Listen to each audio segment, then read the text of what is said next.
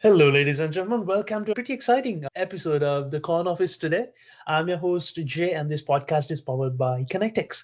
So, what Connectix does is it provides support for small to medium businesses in making them grow in a better way by providing the executive support that the business owners and the CEOs are looking for. But that's about our sponsors. But let's get on with today's podcast. It's pretty exciting, and we have two guests, not just one as usual, one invited and the other is extremely invited as well. So, without further ado, yes, there you go. I would like to welcome William Lord, CEO of the Black Men's Network, on our show today. So, this is in line with the DC Business Spotlight that the Corn Office is trying to do. So, as per the new series under the Corn Office, William, you will be the first guest being featured for the DC Business Spotlight. Welcome on the show. Hey, thanks for having me. I really appreciate it. Lovely having you as well. So let's break the ice, and I believe you're going to be the spokesperson for both of our guests here. So let's hmm break the ice and say who you are, what you do, and why we're here. Hey, everybody. My name is William Lord, or if you prefer, you can call me Lord William. People do both. And I want to introduce Mr. Man down here, my son, right? Like I was telling Jay, I think this is going to be the first of its kind type of podcast where you have a man and his son on the podcast. But you know what? My son, he thinks he's a superstar anyway, which he is. He's going to grow to be. So this is a perfect introduction for him. This is a perfect introduction for you to Black Men Network. And then we can just continue to build from there. Got it. So lovely having you, William, and lovely having your son on the podcast as well. But Mhm. let's get to the trenches. Let's say why you came up with Black Men's Network and the brainchild behind it. How has the journey so far been? So Black Men Network came about when it was probably just before the pandemic, or maybe it was during the height of the pandemic, when there was a lot of things going on around race. And we were having a conversation with me and three other guys. We were having a conversation about what's going on with black men, the state of the black community, so forth and so on. And instead of us just talking about it and complaining about it, we decided we're going to get together and actually do something about it. Yeah. And that's when we came up with, ways that we can go about it. And Black Men Network was birthed from there. Originally, there was a different intention. We wanted to just meet up and talk and so forth. But I just said, you know what? That's not enough. We got to get out here. We actually need to meet people. We actually need to talk to people and engage with them. And so from there, we began to evolve, and the mission began to evolve, so forth and so on. And eventually, we came to a point where the community was really, really engaged with us. And now it's hard to not know who we are. So the journey began 5 years ago, just like for most of us, with the pandemic. Right. And it's great to see that Black Man Network is now right across the nation, starting from your brainchild. And how has it been after 5 years? To be honest with you, we really boomed, right? It was kind of like an explosion. I was really surprised at how many people were behind us, and supportive of what we're doing, to the extent where, they wanted to see black men make it, right? Which is a shock. If you would pay attention to what's going on in the news and social media, then you would be shocked to hear that there's a lot of people that are not black men that want to see black men make it. And most of those people, I think, they're more supportive at the way that we engage them, the way that we talk to them, the way that we say, hey, look, well, tell me your story and I'll tell you mine. Let's share information and figure out how we can change these things. So, I mean, the progress is a lot of what happens with us is Yes. word of mouth. That's Yep. how we grow. Yep. So we would meet someone Yep. and someone would say, hey, look, I had a great experience with them. I really love these guys. You should talk to them. And then somebody else will come and talk to us, and Yeah. then tell more people, and so forth and so on. And that's how we continue to boom over and over again. Plus, gotta give glory to God. God has been great to us. He has been. He has been. But let's get to the vision behind Black Men Network. What exactly that you guys do, how you help the community, and Hmm. the goals beyond that. So overall, we have two missions. So we have one that is cultural gap bridging. We have another that is to create better representation for Black men, right? Yep. In the midst of that, we also help minority businesses to grow. So, with the first part of the mission, what we're doing with cultural gap bridging, there's sometimes where people, and let's say they may not be in the culture that we are. It doesn't have to be a race thing, it's more like a culture thing. Yep. We need to talk, right? We need to exchange information, but sometimes people don't know how to do that. Sometimes a person's first and only experience with someone from a different culture, a different ethnicity, would be on the TV, on news, on social media. But if that's our only experience, then they're left to interpret what they see. As far as like a better representation for Black men, we need that. We absolutely need that. There's a lot of people that are under the assumption that Black men don't seek higher education. I really don't understand how people get that impression because with there's 99 HBCUs in the country and 45% of their graduates every year are Black men. Not only that, I don't have any Black friends that don't seek higher education. So I'm not sure where that comes from, but I know the source of information is always someone that's trying to distort or create division between different ethnicities. So, which leads us into why we are continuing to bridge those gaps between cultures. There could be something in a separate culture that we don't know about, but if we did know, it would help shape the course of the future, not just for us, but for everyone. So, also, it's an exchange of information. We could give them information that could really help them. And I think, people, no matter what their complexion is, no matter what their ethnicity is, they always have the best fun when they remove those barriers that have been set by society, whether they be intentional or just by ignorance. They always have the best exchanges of information and the best progress when they remove those barriers and they say, okay, let me listen to what you're saying. Let me show you something. I'm going to listen to you, so forth and so on. Yeah. Beautiful. He agrees, and all of us agree. Right. There you go. So it was spot on. That was spot on. But beautifully articulated, William, as you put out there, listening to people without prejudgments, listening to people without barriers, listening to the person for who they are and what they bring to the table.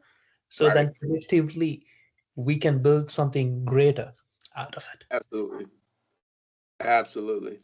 Right. Yep. I'll give you an example. So Yes. here's two examples, right? Yes. Years ago, right? Yep. Some years ago, I was always a fan of, eating my steaks well done, right? That's all I wanted. Well done, no pink, nothing like that. Yep. And I met somebody else, wasn't in my culture, not my ethnicity, not my race. And he says, hey, man, listen, when you cook your steak like that, you cook all of the flavor out of it and you miss what the real point of the steak and the searing is everything that's on the inside. So it's like, okay, cool. Let me try it and see what's going on. Yeah. Tried it. Ever since then, medium, medium, medium. I've never eaten another well done steak if I can choose. Here's another thing, okay? There was a group that we talked to, right, Yep. Yep. during the height of the pandemic. Guy Yep. calls me up. He's like, "Hey man, I heard about you and everything that you're doing, blah blah blah, and all this other stuff." He's like, can you explain to me the whole black experience and all this other stuff? He said a lot of other things other than that, Yeah. and I was like, "Okay, well, wait a minute, who are you?" And he told me who he was, and I said, "Okay, well where are you calling from?" And when he told me, I was like, "Well, wait a minute, I'm black, right?" It's like, man, he said, all that race stuff, there's Mm. something hyped up by the media and all that stuff. I was like, Yeah. wow, he's saying what I would be saying, which is shocking. And we Yeah. had a really, really in-depth conversation, and it was phenomenal. And be honest with you, he opened my eyes to a lot of things. And I thought that I would never, ever be talking to somebody from him or from the organization or group that he represents. Okay. But yeah, he called, and I was like, okay, let's have this conversation. Conversations without barriers. That's what most of us are trying to get to. Yeah. And a day like that would be pretty great on beyond people, beyond businesses, all of us mostly. Yeah, a pretty great initiative. And when I was doing my research on Black Man Network right before the podcast, I saw that you guys have your own separate Reddit thread as well, Black Man Network. So I'll forward the Reddit threads so where people talk in positivity about black men. So in Right. my eyes, if there is a subreddit dedicated to a community on Reddit talking positively about the positives, you know you're doing pretty great. You know Right. that you're crossing lines and you're being talked about not only by yourself, by the person who came up with it, but rather the people that you nurtured, the people that you helped, and the families that you brought together. I believe that you're doing the same. To be honest with you, man, it takes a lot of character to be able to say, hey, listen, I want to reach out to this organization. Not only reach out to this organization, but I want to do my research on them and then Yeah, see why I should be reaching out to them. And I think really what you're doing is you're starting a model that a lot of people should follow. So yeah. for that, man, I'm going to give you your hand clap and say, hey, look, applause to Thank you you so much. because Yeah, what I believe there's in the future, I believe a lot of other people are going to follow your lead. I believe that it is absolutely necessary, especially if you pay attention to what's going on in DC right now, where people don't have the luxury of being separate, right? They don't have the luxury of saying, "Hey, listen, I'm this race and you're that race. I'm this ethnicity, that ethnicity. What's happening doesn't impact me. No, it's impacting everyone that's there, right? And DC is the cultural melting pot of the United States. it rightfully is. It rightfully is. And Hmm. what better place to start the Black Man Network rather than from the cultural hotspot itself out of the entire country? Uh, Exactly. Got it. Got it. And right now, from zero back prior to the pandemic or at the height of the pandemic, how big has the community grown, and what are some stories that you could potentially share with us, without divulging names, of course?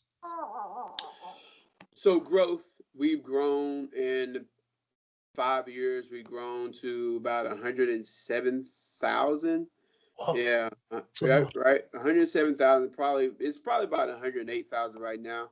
Yeah. Essentially, what ends up happening is when people, what we did is we have the membership group, right, Black Men Network, and then we also have intelligence working together. So intelligence working together is where we bring everyone in. That's all inclusive because, like I said, we need to be able to learn from everyone, and because we had so many requests Yep. for from people that are not black men to be able to help, to be able to join the initiatives and programs. We just created a separate organization for everyone to be able to join.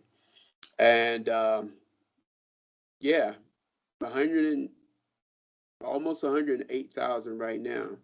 Some great stories that we can share. So we had a lot of different groups that were probably had small movements. They probably had small publicity, but we saw what they were doing and we were like, hey, what? We really, really like what you're doing and we'd like to help you. So what we did was just offer them free advertisement. Just tell us Okay. what you're doing. Tell us what you're doing. Yeah. Give us the details Yeah. and we will advertise it as it aligns with our mission. Hmm. And it's free.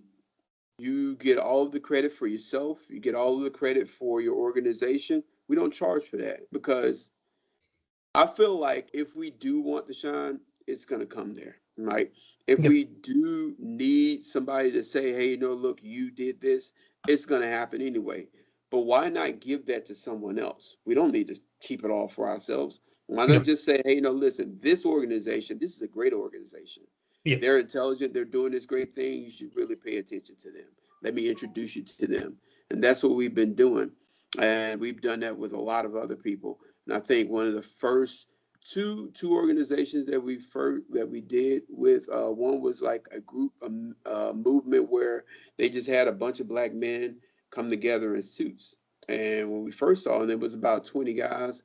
And we called them up. It's like, hey, man, I saw your video. What's going on with this? Blah, blah, blah. And yeah, we get a few people together. We take some pictures and so forth. I was like, no, no, man. Let us advertise it for you. And the next time that you're in this area, we're going to bring out more people. So it went from 20 the first time. I'm not going to take all the credit because they do great things. They absolutely do great things. Yep. It went from 20 to about 400. It's like, hey, look, y'all got to really get down here. And then I told one of the representatives about it.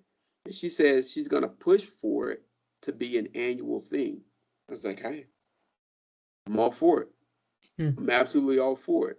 All Yep. right. And then, right. And the people in the neighborhood are respectful of it. They say, hey, look, okay, we see what y'all doing. We want to take pictures too. We want to show people what you're doing. We're not going to get involved in it. We're not going to interfere with it. Not at all. Always in the public space. I was just really surprised about how many people in the community really rallied behind it to say, hey, look, this is what we want to see, right? This is the proper representation for black men. This is how we want to see you engage with the community. This is how we want to engage with you, right? Mm. Mm. Yeah, yeah, absolutely phenomenal. That helped us to grow. That helped their movement to grow. And like I said, I'm not going to take all of the trying to take anything away from their movement.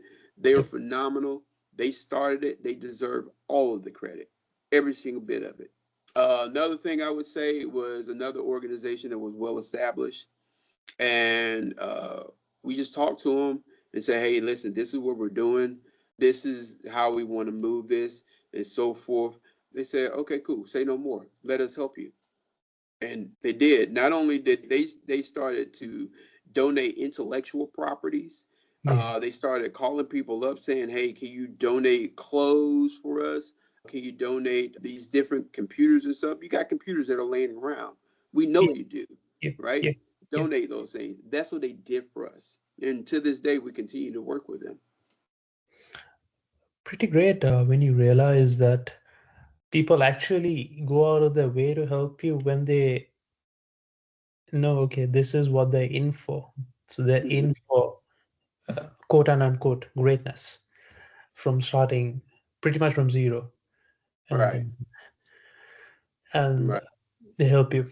But phenomenal stories, more pretty inspiring as well. How you guys started off, but that's the past and the present. But what does the future hold for Blackman Network and the other initiatives that you're laying out?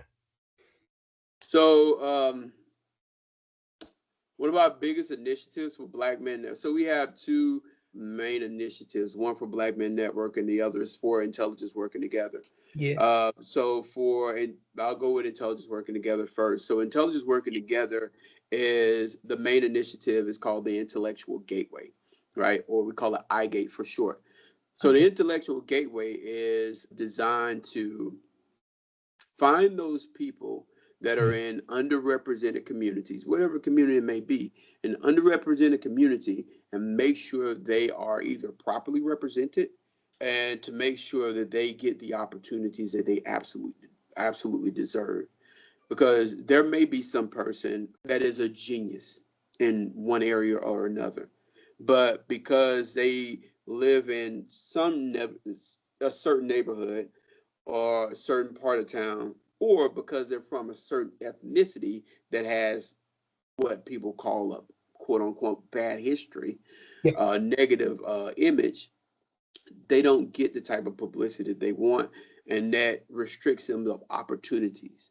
So, what we do with the intellectual gateway is we go to these prospective employers and these different organizations that are looking for yeah, these types of characteristics, right? and we remove those restrictions and those barriers, and we find those people for them, highlight those people, we highlight those organizations, so forth and so on, those businesses and so forth. Because if you're only looking for these different things, right, let's say you're looking for A, B, and C. Yeah. A, B, and C doesn't have a race. A, B, and C doesn't have an ethnicity. Yeah. Okay, Yeah. so if that's what you're looking for, why can't you find it here? If you can't find it there, let us help you find it. Right? Now, all you are responsible for doing is adhering to what you said that you're going to do as an organization. Right? Yes. Yes. Definitely. Right. That's what the intellectual gateway is about. It's Okay. also about creating opportunities for people that are in different parts of the world. So there could be someone that's in an impoverished country, but they're a genius, and they probably won't have an opportunity to come here any other way. But through the intellectual gateway, there's a job here for them that somebody may not want, right? Through the intellectual gateway, they can fill that position, and they can apply and say, all right, I have these qualifications. I would like to come there.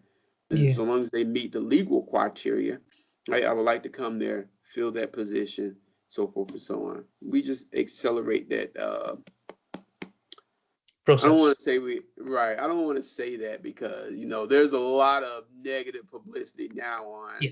Yeah. Yeah. You know what I mean? Right. Yeah. So what we do, we help the people to recognize the people that deserve to be seen. That's what the intellectual gateway is Yeah. about. So Right. that's pretty much providing the platform to facilitate the person who has the skills and understand that there's an opportunity out there for him to excel better rather than his native home ground, and then get them from A to B. Right. Which is pretty much what you're doing with your platform, Yeah. right? Yeah. Your audience probably wouldn't have even known anything about Black Men Network had you not found Yeah. people that fit the criteria for what you're looking for. And now you can properly introduce an organization that deserves to be seen to your Yeah. audience that deserves to see it. Understandably, yes. And that's the first initiative that you mentioned under the intelligence network. What about Black Men Network? In any future initiatives that you've got in store? So for Black Men Network, on top of everything that we do for the community, which would be pretty much gathering donations and providing those donations to those people in need. We have different initiatives for that, but one of our chief initiative is the political interest on the economic establishment, which we call PI for short. So the political interest on the economic establishment is for everyone, right? Okay. And really, what that does is say we pay taxes, right? Yeah. And we go to vote to elect people to represent us, Yeah. not to lead us, to represent our interests, Yeah. not their interests. Yeah. And And it's supposed to be the elected official is representing the interests of the people. Not mm, only that, but the organizations that we pay into, they're supposed to represent our needs. They're supposed to be able to provide our needs. They are supposed to say, what do the people need? Let me facilitate or help them to get what they need. And that's how they provide a service. That's how they provide a skill. That's how they provide a good to the community. Right. yeah. Yeah. So with with Pi, what we're doing is saying to people, the interest is vested in you, Yeah. not in the organization. Because if we stop spending money right now, that organization will collapse, They would. right? They would. They If we understand. didn't vote, Pretty interesting in the way you articulate the vision behind Black Men Network and how it's helping the society and businesses and for the greater good right? uh, as well. But it's been a great chat, William, talking about Black Men Network, how you built it from ground up and the future for it. But when the podcast is released and our audience would love to get in touch with you, what's the best way to reach out and contact you? So you can contact us. LinkedIn Yeah, is phenomenal, right? I think LinkedIn. We love LinkedIn because it has a process that shows that people are committed to doing something better, to being professional and so forth. If you can't create a LinkedIn profile, then you're not committed to being professional, yeah, yeah, right? All yeah. right. So LinkedIn is the best way to reach us if you're looking for social media, or you can send us an email at we at iwtconnects.one. Good. Give us a call, right? 202-573-7279. I'm not worried about anybody giving me any ridiculous calls or anything like that because technology is phenomenal and we can block anybody that we want. So, Yes. Yeah, yeah. and Uh, plus, your audience is, I would assume that your audience is filled with a group of professionals that would never do that anyway. So I they have would. no Yeah, fears. yeah. So we've got a small growing audience, but it's gonna grow up just like what Blackman started off with initially 5 years back. But Oh, no, no, no. You just have millions of people that you have yet to reach. yes, there you It's go. not a small audience, not at all, man. There's billions of people in the world. Have you met all of them? 8 billion people Mm, in the world. Have you met all of them? No. no, we But haven't. just because you need to reach them now. So you're right on target. You're right on course where you need to be. Thank you so much. Thanks a lot, William. And that's it for today, ladies and gentlemen. That was the DC Business Spotlight that we did under the Corn Office podcast. And we will be with you again with another Biz Wizard or a community builder that we'd like to spotlight from DC and beyond. Until then, be safe and enjoy.